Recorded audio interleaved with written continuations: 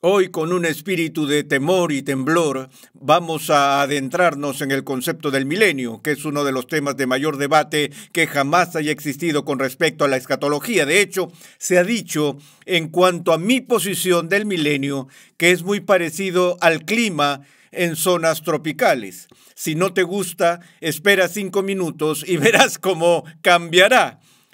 Y hay mucho de verdad en eso porque he patinado a lo largo de casi todas las posiciones sobre el milenio que he tenido en mi propia peregrinación como cristiano.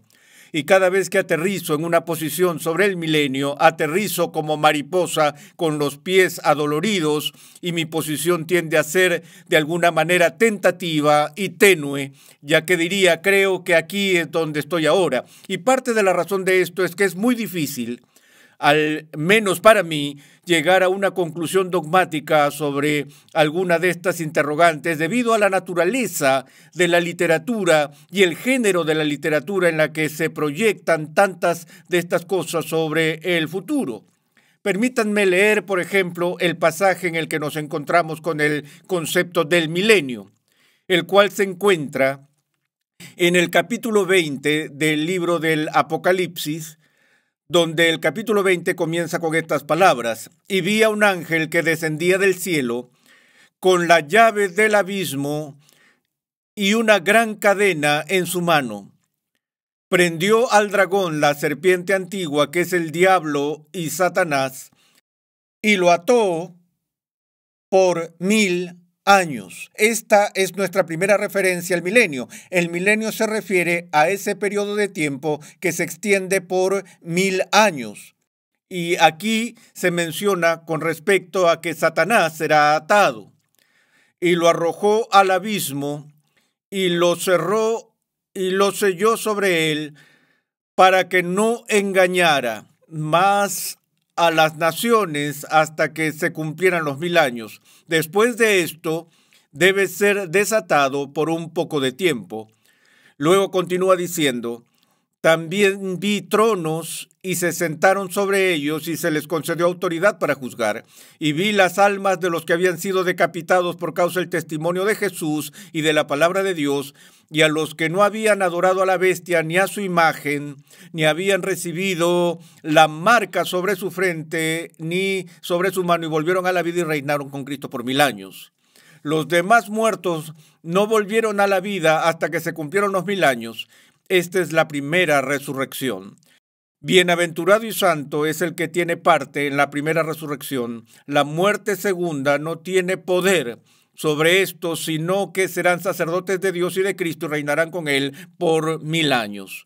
Cuando los 1000 años se cumplan, Satanás será soltado de su prisión y saldrá a engañar a las naciones que están en los 4 extremos de la tierra, Gog y Magog y todo lo demás. Así que en este capítulo 20 de Apocalipsis tenemos estas diversas menciones a este periodo de 1000 años que llamamos el milenio. Y ahora, los dos puntos básicos que la Iglesia enfrenta con respecto al concepto del milenio es el tema, en primer lugar, de su naturaleza real. ¿Qué es eso? Y en segundo lugar, ¿cuál es su relación cronológica con la consumación del reino de Dios o con la venida final de Cristo para establecer ese reino consumado? Y entonces, cuando se escucha hablar de posiciones milenarias, por lo general notamos un prefijo unido a la palabra milenio. Se escucha a la gente decir que son premileniales, amileniales o postmileniales o premileniales dispensacionalistas y demás. Y esos prefijos tienen que ver con su entendimiento del orden en que se produce el milenio y Cristo establece su reino final. Ahora, de nuevo, uno de los problemas que tenemos aquí es, en primera instancia, que el capítulo 20 realmente es el único lugar donde encontramos este concepto en las Escrituras, y eso no significa que no sea importante solo porque esté en un solo lugar, sino que está en el contexto de un libro que es altamente imaginativo y lleno de todo tipo de símbolos difíciles de interpretar. El problema inmediato al que se enfrenta el intérprete es cuál es el género literario específico o la forma del libro de Apocalipsis y, por lo tanto, qué reglas de interpretación debemos usar. Y por lo general el debate tiene que ver con el asunto del literalismo con respecto a la interpretación profética. Y esta palabra en sí debe ser interpretada ya que de alguna manera puede confundir, puesto que en el tiempo de la Reforma el principio básico de interpretación bíblica establecido por los reformadores se llamaba interpretación literal, es decir, usando la frase de Lutero, sensus literalis, que el intérprete responsable de la Escritura siempre interpretará la Biblia literalmente, es decir, en el sentido en que fue escrita. Ahora, eso es lo que significa interpretar el libro literalmente, en el sentido en el que fue escrito. Si está escrito en un estilo poético, lo interpretas de la manera en que interpretas la poesía. Si está escrito en un estilo didáctico, lo interpretas de la manera en que interpretas la literatura didáctica y así por el estilo. En la Biblia, un verbo sigue siendo un verbo, un sustantivo es un sustantivo, un símil es un símil, una metáfora es una metáfora. Ahora, lo que a menudo se entiende por el literalismo tiene que ver con aplicar lo que llamaríamos una interpretación literal y rígida a una imagen poética. Por ejemplo, cuando el salmista dice que en ese día las colinas aplaudirán, obviamente entendemos que esa es una forma figurativa de hablar y no esperamos que a las colinas realmente les crezcan brazos y manos y empiecen a aplaudir. No se nos ocurriría interpretar eso de una manera dura, rígida y literalista. Pero cuando llegas a estas preguntas de cumplimiento profético, el milenio y cosas así, entonces la pregunta es, ¿cuánto de eso es figurativo? ¿Y cuánto de eso es una prosa gramatical histórica y simplemente ordinaria? Y ahí es donde hay un desacuerdo generalizado. Una vez oí a un predicador de televisión decir de que tienes que interpretar las profecías del futuro literalmente si vas a ser fiel a la Biblia. Y entonces, cuando los profetas del Antiguo Testamento hablaron sobre el conflicto final de las fuerzas del bien y del mal en términos de esas langostas masivas que vendrían y que traerían destrucción a la tierra, él dijo, tenemos que interpretar esto literalmente, y esto se refiere a helicópteros de ataque que vienen en nuestros días. Y yo dije, espera un minuto, ¿qué tiene de malo esta foto? Si este hombre insiste en que se interpreta literalmente, en este sentido de literalismo, ¿qué deberíamos estar buscando? Langostas, no helicópteros. Pero incluso en su insistencia en ser literal, estaba siendo figurativo en la aplicación de las referencias a las langostas. Ese es el tipo de cosas de las que tienes que ser muy, muy cuidadoso cuando abordas estos pasajes. Y por eso tiendo a ser algo cauteloso antes de inclinarme demasiado a favor de ciertas posiciones. Ahora, voy a repasar brevemente con ustedes los puntos principales de las distintas posiciones sobre el milenio y si no les importa aprovecharé lo que he hecho al respecto en el pasado y me voy a ayudar con las notas que elaboré aquí en mi libro Los últimos días según Jesús, donde doy un resumen de las distintas posiciones sobre el milenio. En primer lugar, en su resumen más breve, el premilenialismo enseña que habrá un reino milenial futuro, literal y terrenal que se iniciará o empezará cuando Cristo regrese, y el pre significa que Cristo regresará antes de que se establezca el milenio. Ahora, cuando hablamos de premilenialismo o de la posición premilenial, de nuevo, esta no es una posición en la que haya un acuerdo monolítico entre todos sus defensores. De hecho, hay dos formas muy distintas premileniales que compiten entre sí en el mundo de hoy.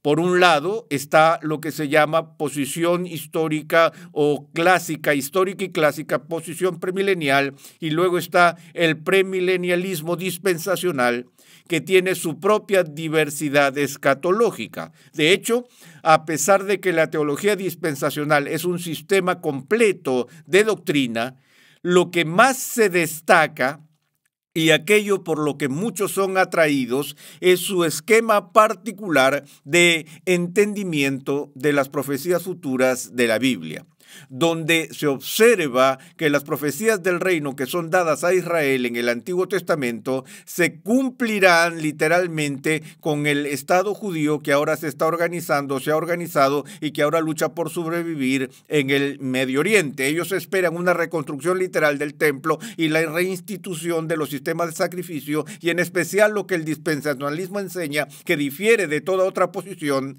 es que Dios tiene dos planes separados de redención para Israel y para la iglesia. De tal forma que esa fuerte distinción entre Israel y la iglesia del Nuevo Testamento es parte de la fibra y fundamento de la escatología premilenialista dispensacional. La posición amilenial enseña que no habrá milenio literal. Cada vez que ponemos una A delante de una palabra, todo lo que hace es negarla.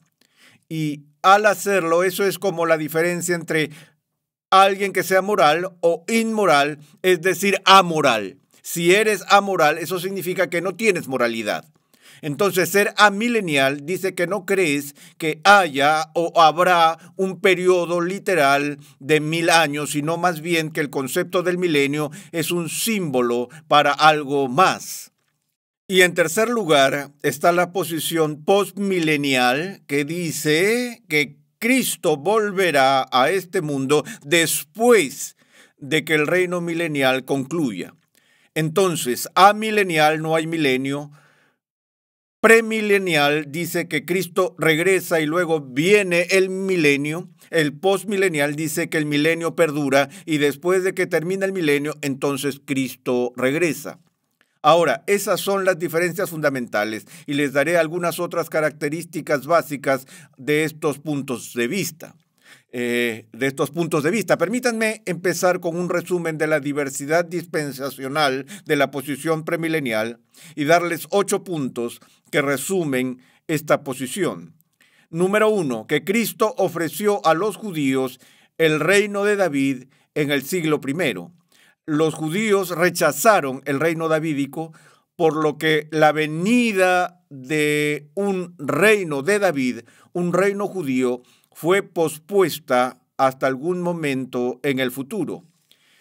En segundo lugar, la iglesia, tal como la conocemos, se encuentra en lo que se llama la era de la iglesia. El dispensacionalismo se llama dispensacionalismo porque en la formulación inicial de este sistema de doctrina, los fundadores de esta dividieron la historia bíblica y la historia redentora en 7 periodos de tiempo o dispensaciones diferentes, los cuales se distinguían unos de otros según la forma en que Dios castigaba o recompensaba a las personas o las probaba. Y así vino la era de la inocencia y la era de la ley y la era de la gracia y la era de la iglesia y la era del reino y todo eso. Y la era de la iglesia es la era actual. Y existe como paréntesis entre el advenimiento de Cristo, su primera venida, y la venida del reino, que es en el futuro. De nuevo, como ya mencioné, Dios tiene programas separados para la iglesia y para Israel. En cuarto lugar, la iglesia finalmente perderá influencia en el mundo y será corrupta o apóstata hacia el final de la era de la iglesia. Esa es la postura dispensacionalista de la comunidad cristiana actual. Es muy sombría y bastante pesimista, que la iglesia va a empeorar y empeorar hasta que la gran apostasía venga y no será restablecida hasta después del regreso de Cristo. El quinto punto es que Cristo regresará en secreto para raptar a sus santos antes de la gran tribulación. Ahora, no todos los que son dispensacionalistas creen en lo que aquí se conoce como el pretribulacionismo, el rapto pretribulacionista, lo que significa que antes de que llegue la gran tribulación al final de los tiempos, Cristo vendrá en la primera de sus dos segundas venidas.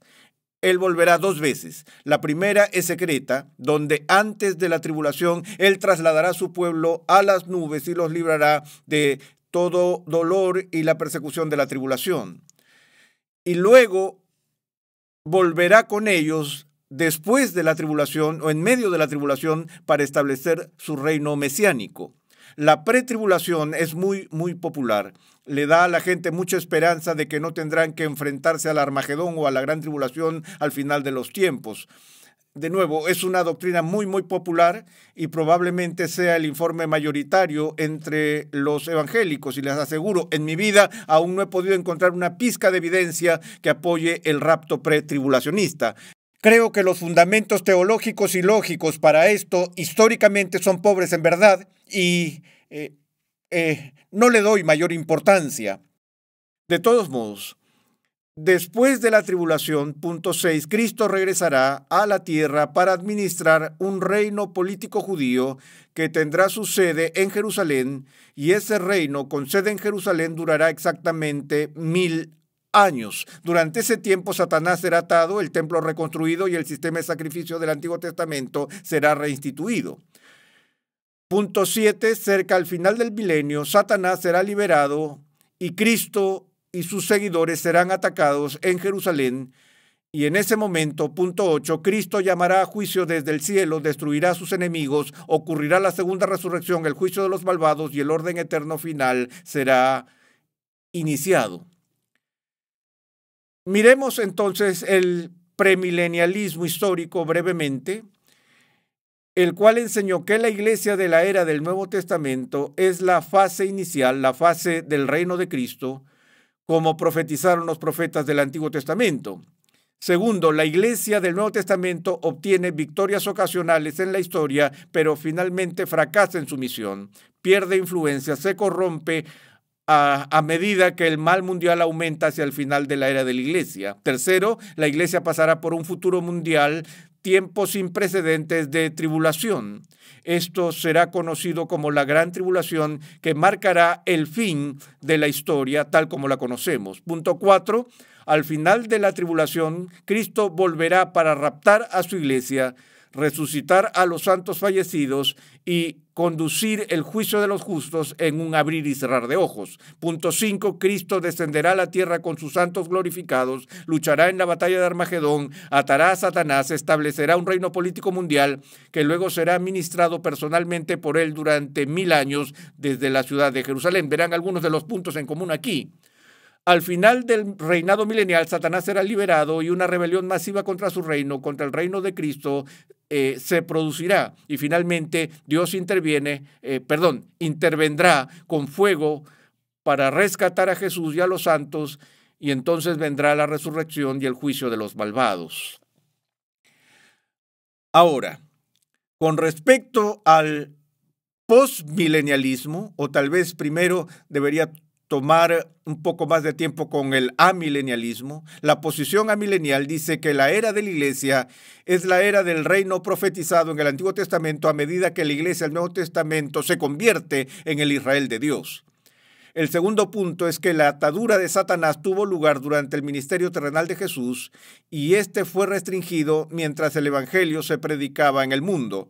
Así que en ese sentido la referencia a la atadura de Satanás en Apocalipsis sería figurativa. 3. En la medida en que Cristo gobierna actualmente en el corazón de los creyentes, tendrán cierta influencia en la cultura en la que viven, pero no transformarán la cultura. 4. Hacia el final, el crecimiento del mal se acelerará dando lugar a la gran tribulación y a un anticristo personal, por lo que se puede ver que hay incluso algunos puntos en común entre la posición amilenial y ambas posiciones premileniales. Quinto, Cristo volverá a poner fin a la historia, resucitará y juzgará a todos los hombres y eso establecerá el orden eterno. En el destino eterno, los redimidos pueden estar en el cielo o en una tierra totalmente nueva y renovada. Finalmente llegamos al postmilenialismo, que tiene estas características diversas. La primera es que el reino mesiánico de Cristo fue fundado en la tierra durante el primer ministerio de Cristo en cumplimiento de la profecía del Antiguo Testamento. La iglesia es Israel. La segunda es que el reino es esencialmente redentor y espiritual en vez de político y físico. Por lo que la posición postmilenial es que no están buscando un reino político, sino más bien un reino espiritual. El tercer factor es que el reino ejercerá positivamente una influencia social o cultural transformadora en la historia.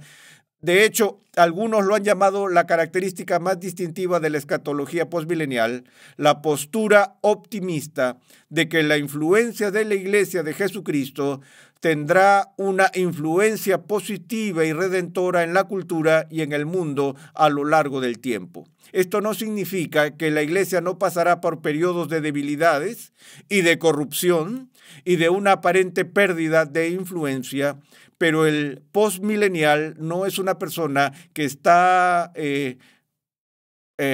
puliendo bronce en un barco que se hunde.